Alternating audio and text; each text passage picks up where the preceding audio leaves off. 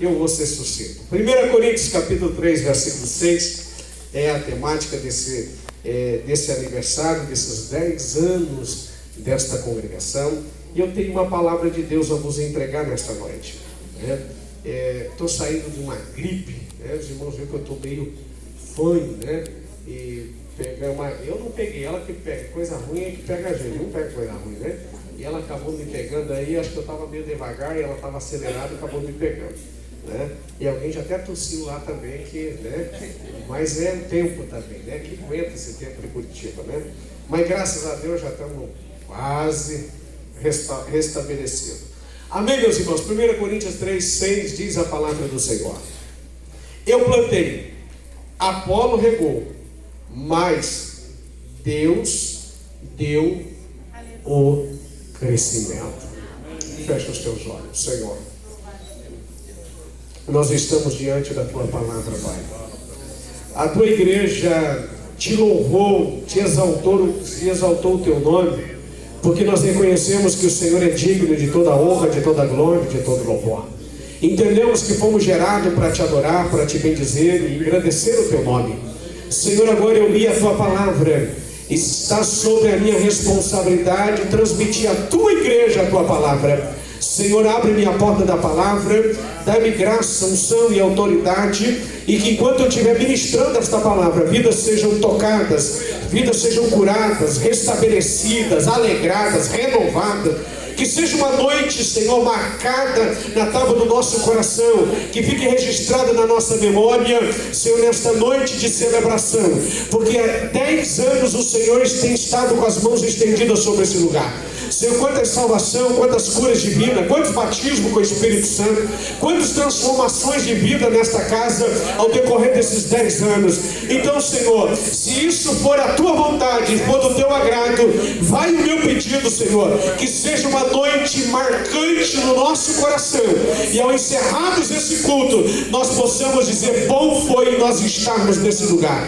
Pai, em nome do Senhor Jesus Cristo, é a nossa oração, fazemos em o nome de Jesus. Amém e amém. Podem se assentar, queridos irmãos.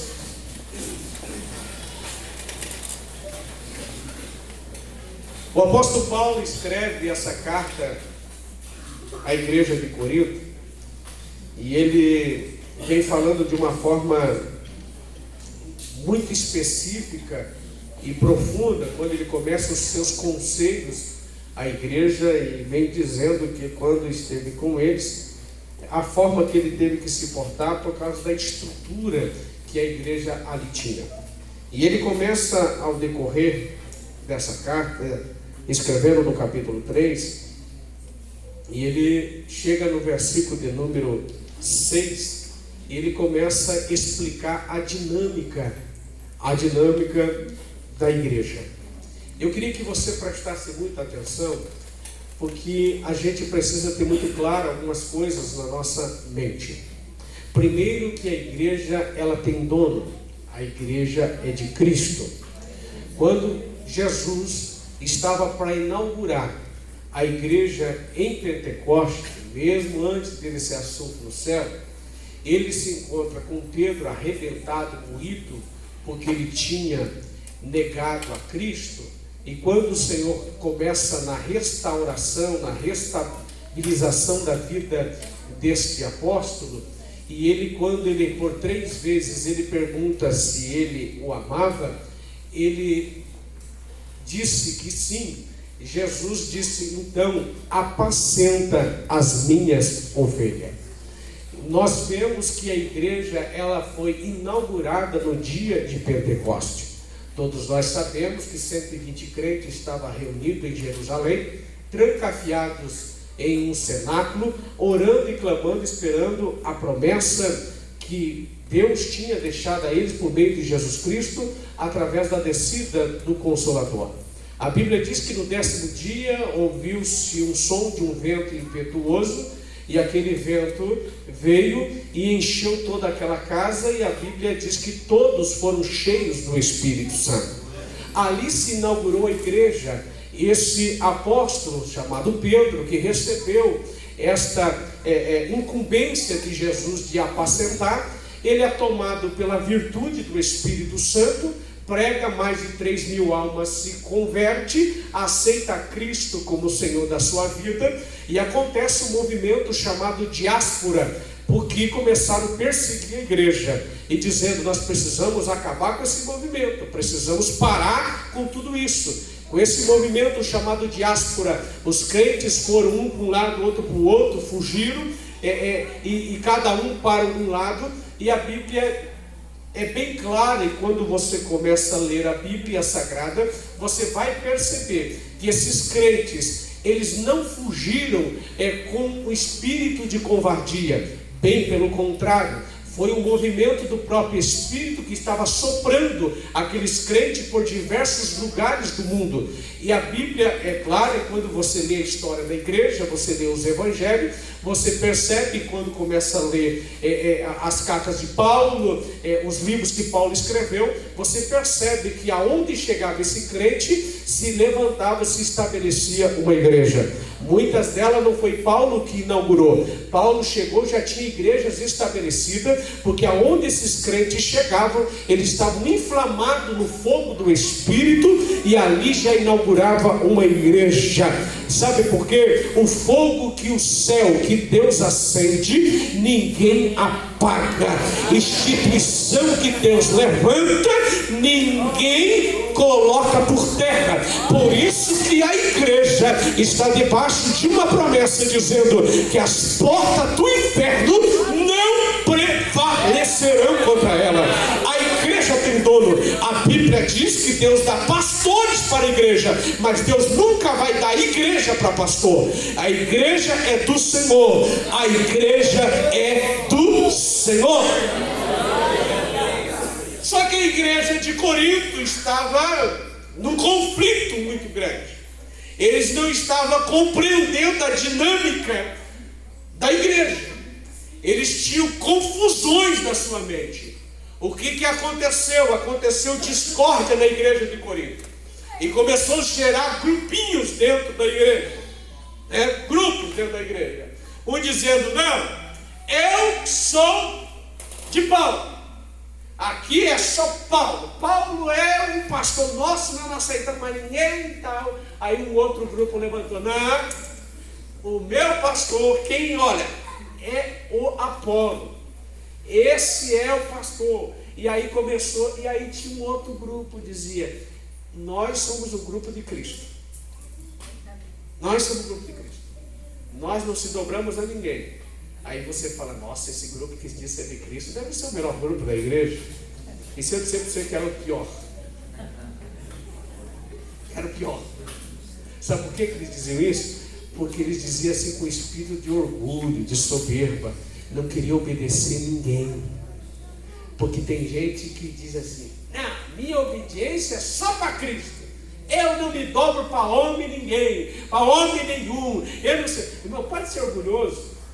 A partir do momento que você não se reverencia a um homem que o próprio Deus estabeleceu, você está ignorando a própria autoridade e a presença de Deus.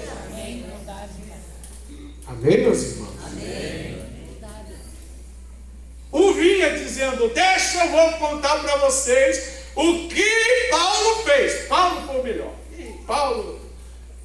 O outro vinha com o relato. Aí o Paulo falou assim, eu preciso mostrar para esse povo. E ele escreveu a carta. E ele diz assim, irmão, eu plantei. Vamos explicar por que o apóstolo Paulo fala eu plantei. Paulo se referia a si mesmo. Aquele que iniciou o ministério da pregação, do ensino. Foi ele que plantou a semente da fé entre os irmãos de Corinto, através da pregação, do iniciar daquela obra. Foi ele que se dedicou a inseminar a palavra, ensinar a palavra, instruir a palavra, a fé cristã. Ele plantou a semente. Isso representa a ação inicial de apresentar o evangelho às pessoas. Ele falou assim, esse foi o meu papel nessa igreja. Eu iniciei pregando a palavra, ensinando, instruindo na palavra, exercitando a fé. Agora eu vou falar para vocês o grupo de Apolo. Quem foi Apolo? O Apolo, ele regou. O que Paulo estava dizendo? Esse outro pastor da igreja entrou em cena. Vamos colocar, ele assumiu a igreja depois de Paulo. Ele assumiu a igreja depois de Paulo. E ele continuou a ensinar e aprofundar o entendimento da igreja de Corinto na fé cristã. Ele deu continuidade, ele continuou dando complemento em tudo aquilo que o Paulo iniciou. Isso representa, irmãos, o papel dos líderes, ministros, que nutrem e ensinam os crentes. Depois da fé semeada, da fé plantada no coração. Porque a vida da gente é assim. Eu sempre costumo dizer que na mudança de líderes e pastores, nós somos todos diferentes, dinâmicas diferentes, visões diferentes, às vezes, mas a palavra continua sendo a mesma. O direcionamento, o apontamento continua sendo o mesmo. Tem pastores que o seu ministério, ele pende mais para ensino, outros para mais uma pregação evangelística. Tem pastores de características diferentes. Mas todos eles são os pastores que Deus dá à igreja. E Paulo estava dizendo, para com isso. Eu plantei, o Apolo veio depois de mim e regou. Mas eu quero dizer uma coisa para vocês, nós somos apenas coadjuvantes. Só apenas coadjuvantes. Porque é Deus quem faz crescer. O ponto-chave desse versículo é que apesar do trabalho do Paulo, apesar do trabalho de Apolo, é Deus que dá o crescimento. Paulo está dizendo, meu irmão, sem Deus nessa cena, nada teria acontecido. Eu poderia fazer o que fez, Apolo podia fazer o que fez. Se Deus não tivesse em cena, nada teria acontecido. Então, meu irmão, a honra, a glória é sempre dele. Deus é o agente principal por trás da conversão e do crescimento da fé. Glória a Deus. É Deus. Ninguém tem o direito de bater no peito e dizer, eu fiz isso. Não, Ele fez isso.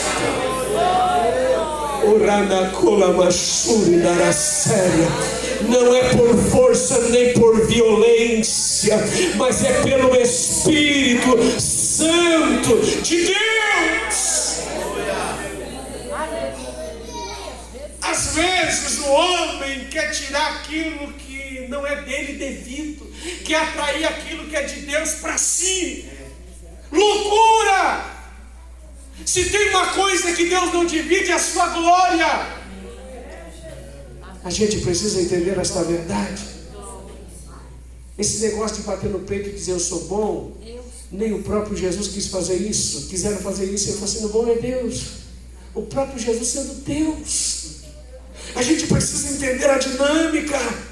Quando a igreja entende e compreende, meu irmão, que o homem, ele pode até querer provocar movimento, mas o milagre é Deus quem faz. O homem pode se fazer presente, mas se Deus não se manifestar, em vão é o nosso trabalho. Aleluia! É Deus que dá o crescimento. E eu queria tirar algumas lições importantes aqui. Importante para a gente aqui compartilhar com os irmãos. A primeira coisa que Deus procura em um líder, que Deus procura em nós, é humildade. Devemos reconhecer que, embora tenhamos um papel importante da fé. É Deus que concede o crescimento espiritual. Quando você entende essa verdade, e você não se deixa se iludir por qualquer outro tipo de discurso, isso vai nos ajudar a permanecer humilde em nosso serviço a Deus. Porque muitas das vezes alguém quer bater no teu ombro e dizer: você é o cara, hein? Você é. Rapaz, se não é você, irmão, sempre que você ouvir isso, você não precisa ser ignorante com ninguém. Você não precisa, eu não aceito isso, está repreendido no nome de Jesus. Não, não precisa ser ignorante com ninguém isso, não.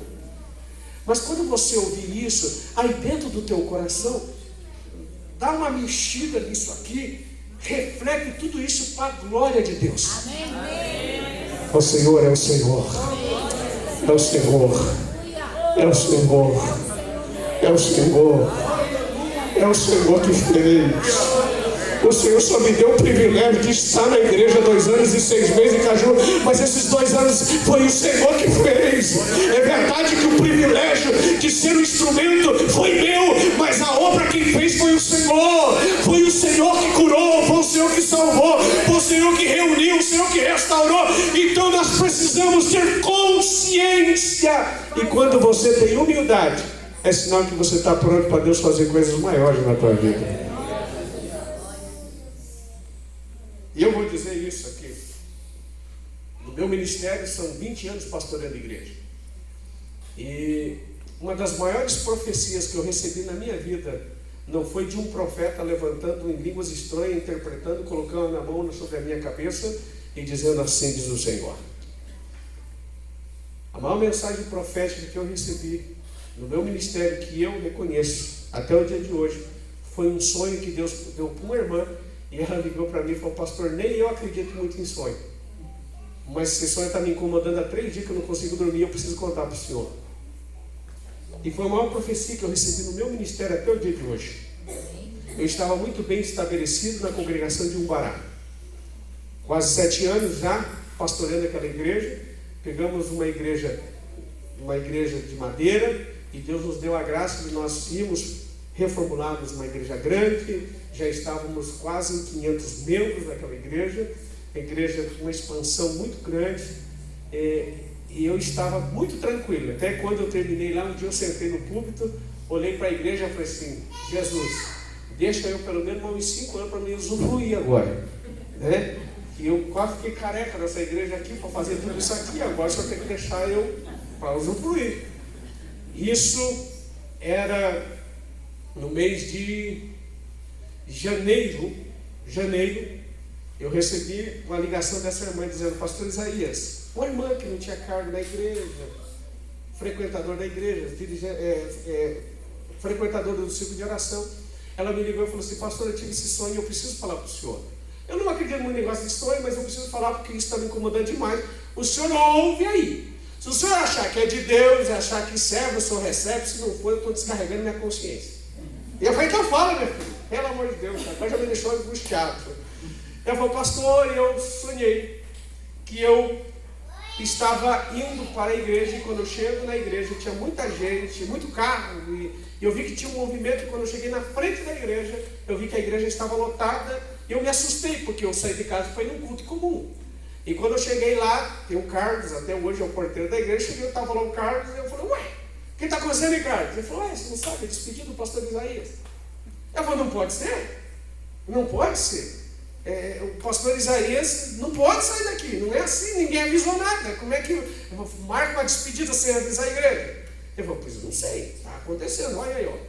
E ela falou assim: pastor, eu cheguei triste para dentro da igreja. Quando eu cheguei, a igreja estava lotada, e o senhor estava na frente do púlpito, cercado de criança, o senhor sorrindo, e aí muita criança, muito presente do teu lado. E daí eu gostei disso, mas muito presente. E eu falei: ai, tá maravilha, né? E aí ela falou assim: pastor, e eu fui entrando, muita gente, não tinha lugar nem para sentar. E quando eu fiquei em determinada distância, não muito longe do Senhor, eu ouvi uma voz que diz assim: ele vai receber os melhores presentes agora. E eu olhei para a porta, veio o Senhor. Eu não consegui ver o rosto dele, muito bem engravatado, com 2 presentes na mão. E foi em direção, e eu fiquei observando aquele homem, era de terno, não vi o rosto, e ele foi chegando, quando ele chegou perto do Senhor, ele estendeu a mão para o Senhor e deu aquele presente. Quando eu vi aquela voz, que era o melhor presente, eu fiquei muito curioso. Aí eu saí do lugar que estava e cheguei o mais próximo que eu podia, e falei: eu preciso olhar o presente, que é isso que ele vai ganhar.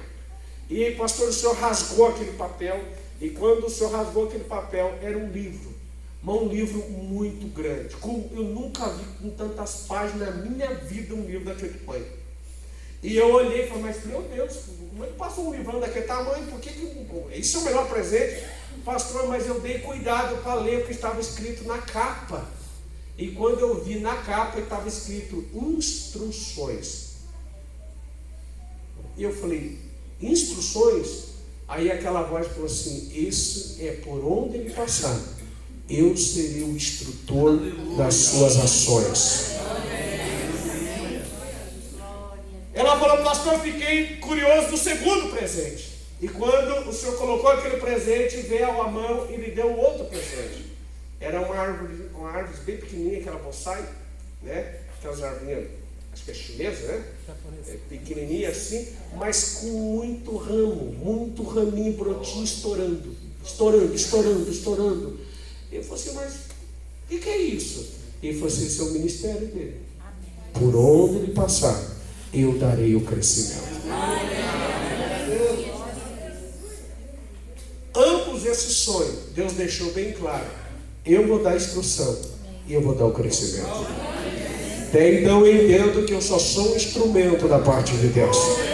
Todo pastor só é um instrumento, porque a igreja é do Senhor. Então, se o princípio que eu tenho que ter na minha vida se chama humildade. Amém, meus irmãos? Se você tiver humildade, você já está pronto para Deus te usar, porque Deus sabe que tudo que Ele fizer, você vai atribuir a Ele a honra, a glória, o louvor e toda a adoração. Segunda coisa que eu aprendo nesse texto é o trabalho em equipe. A Bíblia diz que Paulo e Apolo trabalharam juntos. Um não plantou uma semente, outro veio arrancar aquela semente e plantar outra. Não é assim que funciona. A dinâmica de Deus, o trabalhar em equipe, é trabalhar dentro de um só objetivo, apontando para um só caminho. Meu irmão, eu nunca preciso chegar e desfazer o que o outro fez. Não, nós precisamos da continuidade, porque todos aqui que estão aqui, seja pastor, seja líder, seja um membro da igreja, a gente tem que fazer tudo isso para a glória de Deus, porque você pode amanhã estar saindo daqui, alguém vai vir atrás de você, não precisa arrancar o que você fez, é só dar continuidade, melhorar naquilo que já se começou, porque a obra do Senhor é assim que funciona. O Paulo plantou, o Apolo chegou atrás, já está plantado, vamos regar. Está plantado? Vamos jogar água. Vamos cuidar. Porque se Paulo plantou e eu molhar, Deus vai dar o crescimento. Irmãos, a gente precisa, a igreja, se nós queremos o crescimento, o apóstolo Paulo estava chamando a atenção de Corinto. Até quando vocês vão ficar divididos? Até quando? Vocês não querem que a obra cresça? Para com isso. Grupo A, grupo B. Não, a igreja é de Cristo. A igreja é de Cristo. É Jesus. Aleluia. Quem sabe o que é um palito de fósforo? Sabe? Você tem certeza? Sabe? Com quantas mãos você consegue quebrar um palitinho de fósforo? Com uma só você quebra, não? Com os dedinhos quebra? Quebra, não? Eu fui ministrar para os jovens da sede e eu falei para o Gomes: pega o jovem mais forte que você tiver aqui. Aí ele pegou um camarada assim forte. Eu falei: rapaz, eu preciso que você faça muita força. O que o senhor quer que eu faça, pastor? você quebra esse palitinho de fósforo. Ele riu de mim. Por quê? Só isso? Você pegou assim, tá, cara, você é forte. Você quebrou um palitinho de fósforo. Eu peguei uma caixinha de fósforo, caixinha, tirei todo esse palitinho, juntei e dei para ele. Falei, então quebra. Irmãos, me deu dó dele. Ele fez força, mais ou menos 40 palitos, nem fez força, vermelhou. E falou, vai rapaz, você não quebrou um palitinho com tanta facilidade? Por que você não está conseguindo quebrar? Continua sendo palitinho, rapaz. Pastor, não dá, mas por que não dá? É que todo junto assim fica muito forte. Não tem jeito de quebrar. Você sabe por que Satanás começa a disseminar algumas coisas dentro da igreja e você nem percebe? Ele está tentando tirar você fora da caixa. Porque se tirar eu e você fora da caixa, ele quebra eu e você com facilidade. Mas se a gente estiver juntinho, a gente é fraquinho, aqui também não é forte, aqui também não é forte, mas junto, meu irmão, ele vai tentar e não consegue, porque se a igreja estivermos unidos,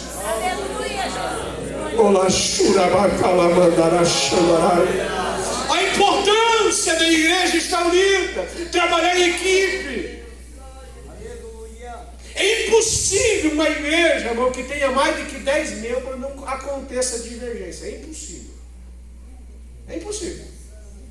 É impossível. Se a gente é casado, a gente é em 2 só, meu irmão. Precisa terminar o resto, não? A gente casado só em 2 já acontece divergência. Já imagina eu passando em 5, 6, mano. Aí tem uns que dizem assim, eu não admito que esteja acontecendo isso na igreja. Como é que você ter casado acontece você e tua esposa, como é que você admite? A gente precisa entender, meu irmão. A igreja, ela não é uniforme. Uniforme é todo mundo igualzinho. Quando a gente faz uma festividade, a gente faz uniforme, né? 5 gerações faz uniforme e a gente olha, todo mundo igualzinho, né? A igreja não é uniforme. A igreja não é, nós não somos todos igualzinhos.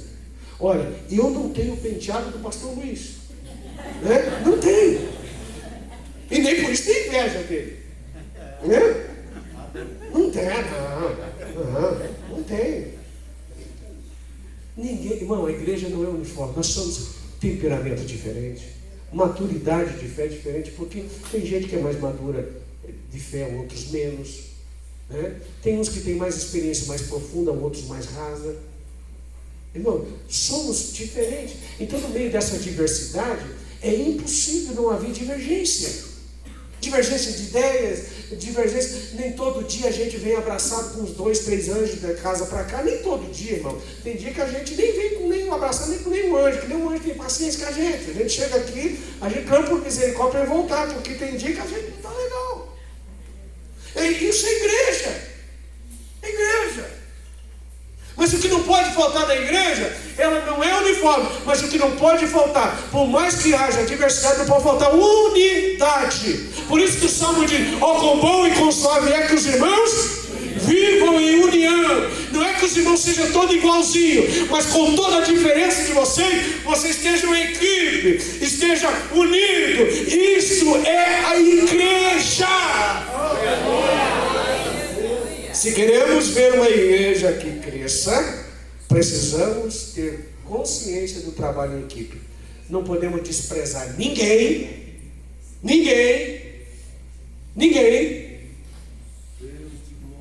porque todos nós somos úteis no reino. Deus não chamou ninguém para ser membro de banco. Membro de branco, agora é cadeira, né? Ou membro de cadeira. Membro de cadeira é ferro, almofada, espuma. Meu irmão, nós somos membro da igreja de Cristo. Então todos nós temos a importância. Pastor, eu não sei pregar, não sei cantar. Você sabe orar, você sabe ofertar, você tem a participação importantíssima no reino. E quando nós trabalhamos em equipe, irmãos, Deus faz florescer o nosso trabalho. O horário já está indo, vamos lá. Outra coisa que a gente precisa, confiança em Deus. Você já parou para pensar o agricultor? Quem que já trabalhou aí na roça? Aí, quantos? Olha, muita gente, né? Por que você lá gasta o teu dinheiro? Ei, você vai lá, gasta o teu dinheiro em semente, gasta o teu dinheiro em adubo, e você planta aquele... Que certeza que você tem? Se eu plantar com a mão esquerda, vai nascer melhor. Não existe isso. Sabe por que o agricultor, aquele que planta, ele planta com alegria, porque ele sabe que se ele plantar naquela terra, ele fazer aquela terra, vai fazer germinar aquela semente e vai fazer crescer. Então nunca o agricultor ele vai estar semeando triste. Ai, que tristeza semear. Não, ele está com alegria. Ele fala assim, eu estou semeando porque logo já vai crescer e ele já está vendo aquilo crescendo, dando a ele o fruto que ele quer. Quem trabalha no reino não pode ser diferente. Eu estou entregando a minha oferta aqui com alegria, porque essa oferta vai gerar fruto para a glória de Deus. Eu vou no ensaio hoje, no culto, porque isso vai gerar uma semente de glorificação ao nome do Senhor. Nós vamos começar isso, porque Deus vai dar o crescimento. É Deus, é confiar em Deus. A igreja nunca, vamos fazer para ver o que acontece. Não, a igreja não pode trabalhar nessa expectativa. O apóstolo Paulo fez o que fez porque ele sabia, eu vou plantar porque eu sei que Deus vai dar o crescimento. O Apolo falou, eu só vou regar porque eu sei que Deus vai dar o crescimento. Senão ele não ia perder tempo. A igreja de Cristo, ela deve ter esta mentalidade. Amém, meus irmãos? Amém. E vamos para o último, e eu vou para encerrar. Quando o pregador fala que vai encerrar, espera um pouco, tá? Responsabilidade. Pastor, é Deus que dá o crescimento? Sim. Agora, nós não podemos, sabendo que Deus vai dar o crescimento, nós não podemos negligenciar a nossa responsabilidade de plantar. Você não vai ver que Deus planta, você vai ver que Deus dá o crescimento. A responsabilidade de plantar é nossa. Meu irmão, compra aí uns 10 arqueiros de terra, meu irmão. Isso aí, comprei 10 arqueiros de terra. Aí tem terra. E fizeram o exame lá da terra, que a terra é boa, assim. Pensa numa terra muito fértil. Meu irmão, fica 3 anos sem plantar lá. Você vai colher o quê, irmão? Nada, vai dar trabalho, vai crescer mato lá. Mas a terra não era boa? Sim ou não? Sim. E por que não cresceu? Nada. Porque não foi plantada. Deus dá a afirmativa, a palavra dele, dizendo, eu dou o crescimento, mas eu nomeei vocês para plantar. Eu apontei vocês e dei a responsabilidade. É por isso que Jesus disse, ide, pregai o evangelho. Para quem? A toda criatura. E quando ele disse, pode começar em Jerusalém, vai para a Judéia, vai largando até os confins da terra, prega, porque o convencimento quem vai fazer sou eu. A hora que a igreja entender essa verdade, nós vamos olhar para cadeiras vazias, vamos dizer, Senhor, eu vou começar a plantar, mas eu quero ver o Senhor dar o crescimento, porque essas cadeiras precisam ser ocupadas por alguém. Enquanto eu e você, meu irmão, eu estou assustado. E eu vou falar para vocês que eu estou assustado com o que está acontecendo nos últimos tempos com nós, a igreja de Cristo. Em vez de tudo que está acontecendo, nós deveríamos estar ligados no 220 espiritualmente. Vocês estão vendo o que está acontecendo?